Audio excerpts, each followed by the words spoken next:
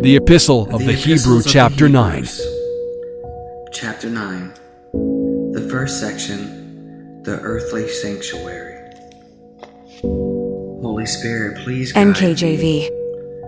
Chapter 9, verse 1. Then indeed, even the first covenant had ordinance of divine service in the earthly sanctuary.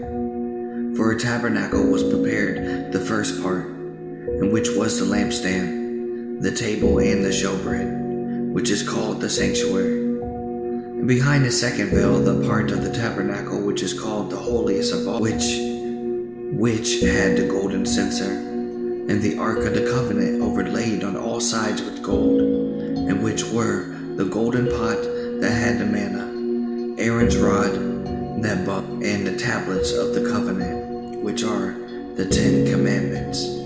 And above it were the cherubims of glory, overshadowing the mercy seat. Of these things we could not now speak in detail. Limitations of the earthly service, chapter 9, verse 6. Now when these things had been thus prepared, first part of the tabernacle, performing the service, but into the second part the high priest went alone once a year, not without blood, which he offered for him sins committed in ignorance.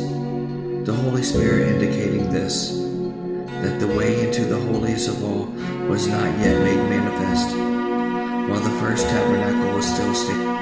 It was symbolic for the present time, in which both gifts and sanctuary sacrifices are offered, which cannot be made him who performed the service perfect in regards of the consciousness, concerned only with foods and drinks and various washings in fleshly ordinance imposed until the time of Reformation.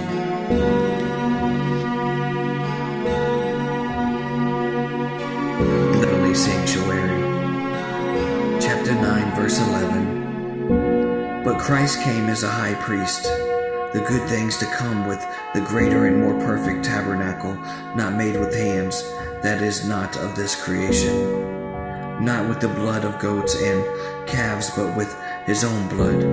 He entered the most holy place once and for all, having obtained eternal redemption. For if the blood of the bulls and goats and the ashes of heifers, sprinkling the unclean, sanctifies for the purifying of the flesh, how much more shall the blood of Christ, who through the eternal Spirit offers himself without spot to God, cleanse your conscience from dead works to serve the living God. And for this reason he is the mediator of the new covenant by means of death, for the redemptions of the transgressions under the first covenant, that those who are called may receive the promise of the eternal inheritance. The mediator's death is necessary. For where there is a testament, there must also have a necessity to be the death of the testator. What? For a testament is a force after men are dead, since it has no power at all while the testator lives. Therefore not even the first covenant was dedicated without blood. For when Moses had spoken every precept to all the people according to the law, he took the blood of calves and goats, with water, scarlet wools, and hyssop, and sprinkled both the books itself and all the people, saying, "The blood of the covenant which God has commanded you." Then likewise the sprinkling with the blood both the tabernacle and all the vessels of the ministry. And according to the law almost all things are purified with blood, and without shedding of the blood there is no remission of sins.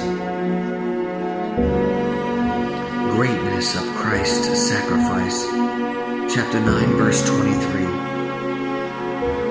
Therefore the copies of the things that are in heaven should be purified with these, but the heavenly things themselves with better sacrifices than these. For Christ has not entered the holy place made with hands, which are copies of the true, but into the heaven itself now to appear in the presence of God for us. Not that he should offer himself often, as the high priest enters the most holy place every year with blood of another. He then would have had to suffer often since the foundation of the world, but now, once at the end of the age, he has appeared to put away sins by the sacrifice of himself. And as it is appointed for men to die once, but after this the judgment, so Christ was offered once to bear the sins of many. To those who will eagerly wait for him, he will appear a second time, apart from sins, and for salvation.